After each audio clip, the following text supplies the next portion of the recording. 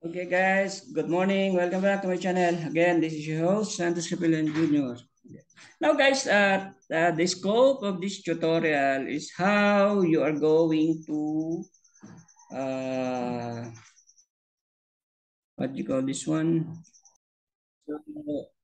So the scope of this tutorial is how you are going to interpret your ladder diagram program. Okay, so I'm just going to give you an idea because let's say if you are doing some high level programming, you are familiar with different control structure, okay, or program control structure like the if then else, then other instruction. Okay, now here I will try to explain how you are going to interpret each rank of my PLC diagram program. Okay. Now, actually, in PLC, this is the vertical line. Okay. We have the left and the right vertical rail. We call it rail. This is the left rail.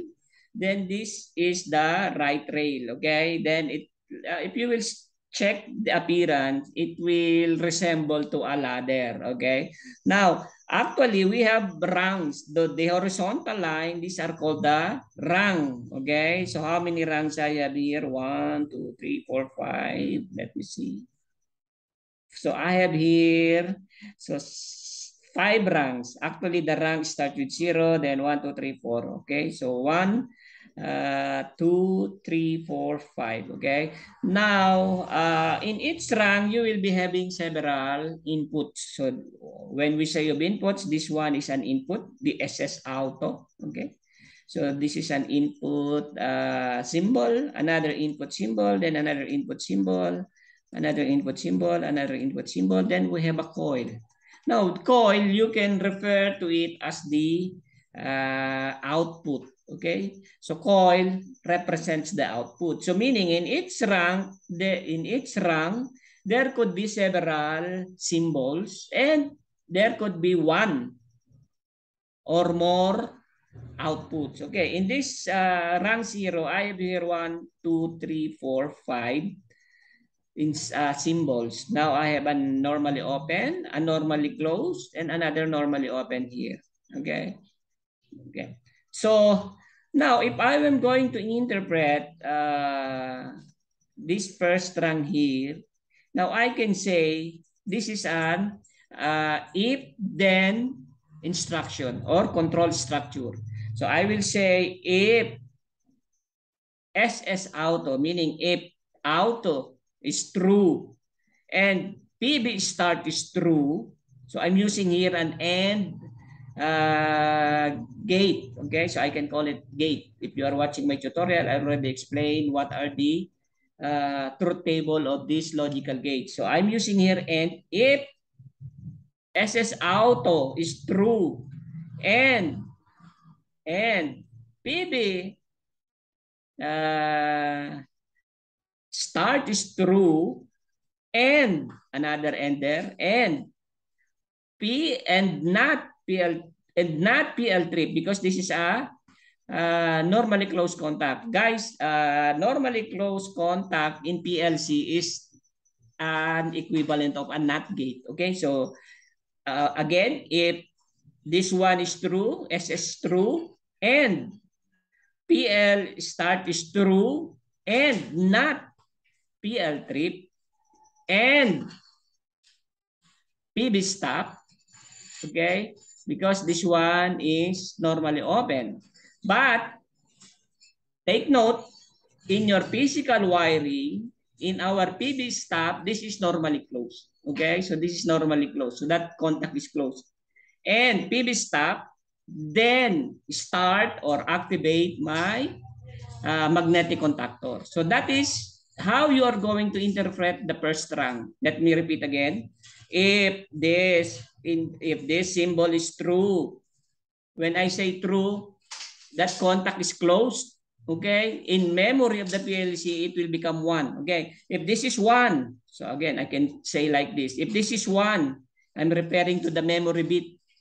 in the PLC memory. If this is 1, because actually this symbol or these symbols will be having a representation in the PLC memory. Okay, so this one, let's say if this is 1 and this is 1 and not, if this is 0 and this is 1, then start or energize my magnetic contactor. Now, guys, so I'm using here the AND logic gates. Now, here in this PB start and this MC01, this is like an OR. Okay, so I will try to explain this line below. Okay, so now I guess this one is already clear. If A, let's say if auto and push button start and not trip and PB stop, because in physical wiring, we are connecting this in normally closed. Then activate my magnetic contactor coil for my first fan. Okay, so that is the how you are going to interpret the first rung. Now, you can say also if auto and PB start or, okay, or, so we are using here an or condition here, or MC1 and not PL trip and PB stop, start by magnetic contactor. Okay, now here if auto and magnetic contactor is activated, because I'm using the same symbol here, then activate my timer. So that is how you are going to interpret here. Now in the second rung, if auto, then power on, then activate this coil. Okay? If auxiliary contact of my magnetic contactor number 1 is true, then activate this coil, which is my run indication lamp. If this one is true, meaning my overload protection, normally open contact is closed, meaning it trips, then activate this PL trip indication lamp. Okay, so let me go to the last one. If auto, then PL trip, meaning this coil is activated, then run my standby fan. So how this is how you are going to read your ladder diagram. Actually, the interpreter or our compiler will read it from top to bottom, meaning from first rank to the last rank, but it will also read from left to right. Okay, so it's just like what I'm trying to say here. If A and 2, okay, then it will go to the next rank. Okay, then it will go to the next rank. Then after that scan, it will produce the necessary output. But again, guys, this operation is in milliseconds. It is very fast. So you will not be able to see any lag here, okay? So again, let me show you in actual because I'm sitting beside my motor control. Okay, so as you can see here, if auto, okay, I will put in auto. Okay, as you can see, if auto and PB start, then it will not produce the necessary output because the conditions are not yet met. So I will just try to explain this first run. If auto, okay, I put it also in auto. Okay, first I will put in auto. Then, actually, my PL trip is true. There is no trip. Okay.